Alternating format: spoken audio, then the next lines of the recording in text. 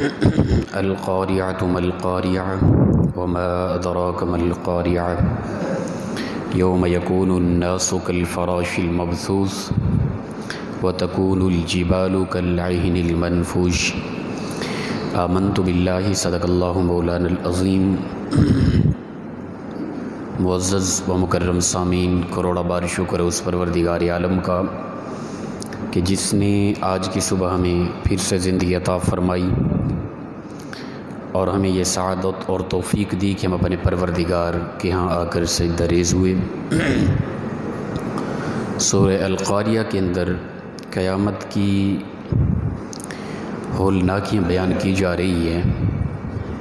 پہلا جو مرحلہ ہے یعنی سورہ پیچھے بھی انسان کو اسی بارے سمجھایا جا رہا تھا، قبروں سے اٹھنے کے متعلق، اور پھر انسان کے دل میں دنیا میں جو کچھ تھا وہ سب کچھ سامنے آ جائے گا، رب تعالی ہر چیز کی خبر دے گا۔ پھر اس سورہ القاریہ کے اندر قیامت کی پہلے مراحل جو ہیں اور ان کی ہولناکیاں بیان کی جا رہی ہیں۔ فرمایا القاریہ، وہ کڑک، وہ چیخ، وہ آواز، وہ ایک حادثہ۔ ملقاریہ، وہ کیا ہے وہ چیخ؟ وما ادراک ملقاریہ، تم کیا جانو کہ وہ چیخ، وہ کڑک، وہ حادثہ کیا چیز ہے؟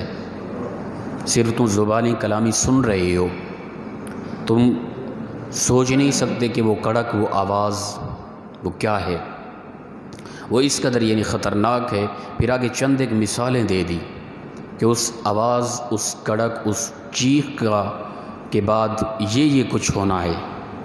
وہ کیا فرمایا؟ یوم یکون الناس کالفراش المبثوث، کہ جس دن ہوں گے تمام لوگ پروانوں کی طرح بکھرے ہوئے۔ جس طرح ہوتا ہے نا کہ مثال دی گئی کہ روشنی جب اچانک کوئی لائٹ چلا دی جائے تو چھوٹے چھوٹے پرندے ہوتے ہیں اس لائٹ کو پسند کرنے والے، جنہیں پروانے دیوانے کہا جاتا ہے، وہ اس لائٹ کے ارد گرد تیزی سے دوڑ رہے ہوتے ہیں۔ اس چیخ اور کڑک کی وجہ سے اس دن لوگوں کا یہ حال ہوگا کہ لوگ بکھرے ہوئے دوڑ رہے ہوں گے، لوگوں کے ذہنی توازن کام نہیں کر رہا ہوگا۔ پیچھے گزرا نا وقال انسان ما لہا، انسان کہے گا یہ کیا ہو گیا؟ چیخ اور پھر زمین کے زلزلے، انسان پریشان حال، یہ کیا ہو گیا ہے اس زمین کو۔ وَتَكُونُ الْجِبَالُ كَالْعِهْنِ الْمَنْفُوشِ، اور ہوں گے اس دن پہاڑ دھنی ہوئی روئی کی طرح، رنگ و رنگ، ہر قسم کے سفید پہاڑ، سیاہ پہاڑ، سبز پہاڑ، یہ اڑتے ہوئے روئی کی طرح نظر آئیں گے اس چیخ اور کڑک کی وجہ سے۔ یہ وہ پہلا مرحلہ ہے جب سور پھونکا جائے گا، حضرت اسرافیل علیہ السلام کو حکم دیا جائے گا، وہ سور پھونکیں گے، اس کی وجہ سے ایسے یعنی اس کی کڑک دار آواز ہوگی کہ آواز کے ذریعے لوگوں کے کانوں کے پردے تو پھٹ جائیں گے، پھر حتیٰ کہ وہ بڑھتے بڑھتے وہ زلزلوں میں بدل جائے گی، اور ان زلزلوں کے ذریعے لوگ پروانوں کی طرح بکھرے ہوئے نظر آئیں گے، پہاڑ جو ہیں وہ روئی کی طرح اڑتے ہوئے رنگ و رنگ قسم کے پہاڑ نظر آئیں گے۔ تو یہ فرمایا القاریہ، وہ کڑک، وہ آواز کیا ہے؟ ملقاریہ، وہ کیا ہے؟ وما ادراک ملقاریہ، تم کیا جانو وہ کیا ہے؟ آگے چند ایک مثالیں دے دی بھئی یہ حالات ہوں گے اس کڑک دار آواز کے آنے کی وجہ سے۔ اللہ اکبر۔ آگے میزان پر دوسرا مرحلہ جب نیکیاں اور برائیاں تولی جائیں گی، فَأَمَّا مَنْ ثَقُلَتْ مَوَازِينُهُ، پس جس کسی کا بھی نیکیوں کا پلڑا بھاری ہو گیا، ٹھیک ہے نا، ترازو میں جب تولا جائے گا، جس کسی کا بھی نیکی کا پلڑا بھاری ہو جائے گا، فَهُوَ فِي عِيشَةٍ رَاضِيَةٍ، پس وہ پسندیدہ عیش و عشرت میں ہوگا، وہ سکون و راحت میں ہوگا، اسے آرام ہوگا، کوئی پریشانی، کوئی اگتاہٹ، تھکاوٹ، کوئی دقت، کوئی درد تکلیف نہیں ہوگی، وہ آرام و سکون ہوگا اسے۔ قیامت کے دن کی بات ہو رہی ہے، جس دن ہر کسی کو اپنی پڑی ہوگی، ہر کوئی پریشان حال ہوگا۔ اس دن بھی وہ بندہ جو دنیا میں نیکیاں کماتا رہا، دنیا میں اچھائی کرتا رہا، دنیا میں بہتری کرتا رہا، کسی کے ساتھ ظلم و ستم نہ کیا، کسی کے ساتھ زیادتی نہ کی، کرپشن نہ کی، لوٹ مار نہ کی، ایسا انسان اللہ فرماتا ہے ایسے انسان فَهُوَ فِي عِيشَةٍ رَاضِيَةٍ، وہ عیش و عشرت کی زندگی میں، پسندیدہ آرام سکون کی زندگی میں وہ ہوگا۔ وَأَمَّا مَنْ خَفَّتْ مَوَازِينُهُ، اور جس کسی کا پلڑا ہلکا ہو گیا، نیکیوں کا پلڑا اس کا ہلکا ہو گیا، تو ایسے انسان کے لیے فَأُمُّهُ حَاوِيَةٌ، اس کے لیے ایک ایسے گھاٹی کے اندر اسے پھینک دیا جائے گا۔ وَمَا أَدْرَاكَ مَا هِيَ، تم کیا جان ابو جس گھاٹی میں پھینکا جائے گا وہ کیا چیز ہے؟ آگے پھر بتا دیا نار حامیہ، وہ بھڑکتی ہوئی آگ ہے، اس آگ کے اندر اس انسان کو پھینک دیا جائے گا جس کی نیکیوں کا پلڑا ہلکا ہو جائے گا قیامت کے دن۔ اب ہم خود اس سے اندازہ لگا، ہم یہاں پر خود بھی موازنہ کر سکتے ہیں اپنی زندگی کے جتنا بھی حالات ہیں، ہماری نیکیاں کتنا ہیں، برائیاں کتنا ہیں، حسن اخلاق کتنا ہے، بد اخلاقی کتنا ہے، کسی کے ساتھ پیار محبت کتنا ہے، کسی کے ساتھ ظلم و ستم کتنا ہے، اللہ کی راہ میں صدقہ خیرات کرنا کتنا ہے، کس قدر کنجوسی کرنے والے، ان معاملات کو ہم خود موازنہ کر سکتے ہیں، ہمارے حالات زندگی کیسے ہیں، اور ہماری نیکیوں کا پلڑا بھاری ہوگا یا برائیوں کا پلڑا بھاری ہوگا۔ ٹھیک ہے نا؟ اللہ تعالیٰ نے اعضاء دیے، زبان دی، ناک دیا، آنکھیں دی، کان دیے، ہاتھ دیے، پاؤں دیے، یہ ہر عضو کے استعمال کے الگ الگ طریقے ہیں۔ ٹھیک ہے نا؟ زبان عطا کی کس لیے، اسے کہاں پہ استعمال کرنا ہے، کیا بولنا ہے کیا نہیں بولنا، کیسی گفتگو کرنی ہے کیسی گفتگو نہیں کرنی۔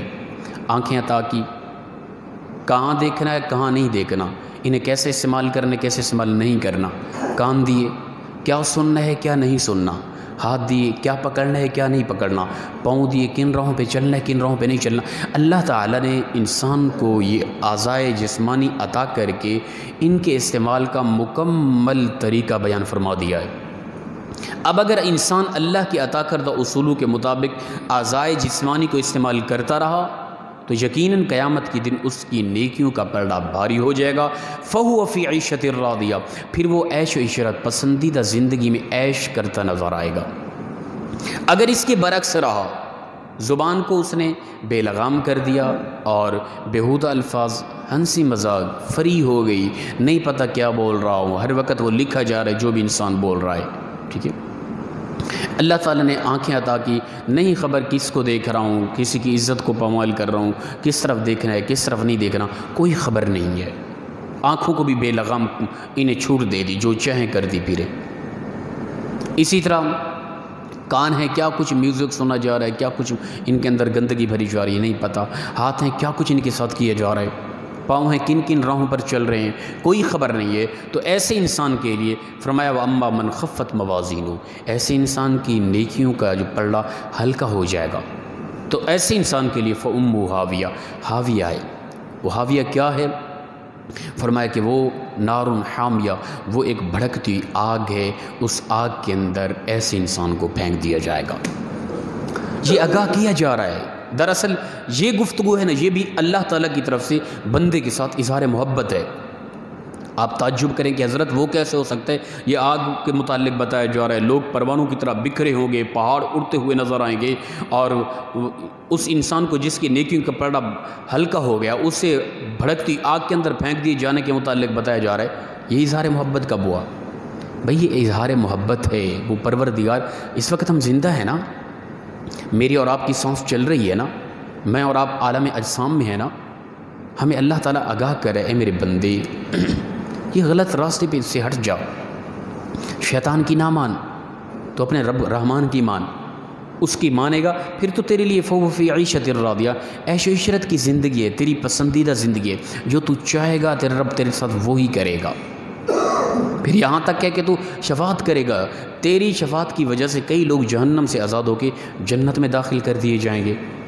تو لہٰذا ہم زندہ ہیں، ہاں ہمیں آگاہ نہ کیا جاتا کہ کیا کچھ کرنا ہے، جینے کا سلیقہ نہ بتایا جاتا، طور طریقہ نہ بتایا جاتا، مرنے کے بعد اچانک پکڑ کے جہنم پھینک دیا جاتا، یہ ظلم و ستم تھا۔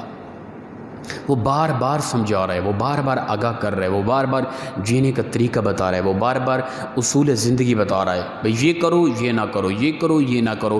پھر بھی ہم وہ کریں کہ جس سے وہ منع کر رہا ہے، ٹھیک ہے نا؟ تو پھر ہم خود اپنی جان پر ظلم کر رہے ہیں، پھر ہم خود اپنی اخروی زندگی کو برباد کر رہے ہیں۔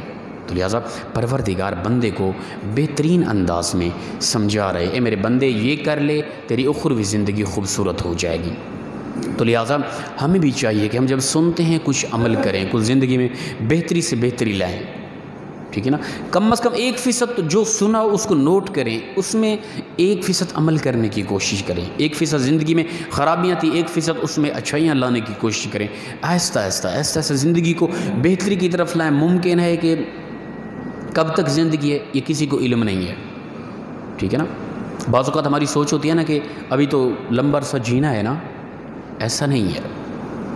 زندگی کا کوئی پتہ نہیں کب زندگی کا اختتام ہو جائے، کب زندگی ختم ہو جائے، انسان موت کے گھاٹ میں اتار دیا جائے اور پھر انسان پچھتاتا رہے، آئے افسوس کہ میں کچھ کر لیتا. تو لہٰذا انسان ہر لمحہ اپنی زندگی کا آخری لمحہ سمجھے اور اخروی زندگی کی تیاری رکھے. دعا ہے پروردگار مخلصانہ انداز میں ہم سب کو عمل کی توفیق عطا فرمائے. وآخر دعوانا الحمد للہ رب العالمین.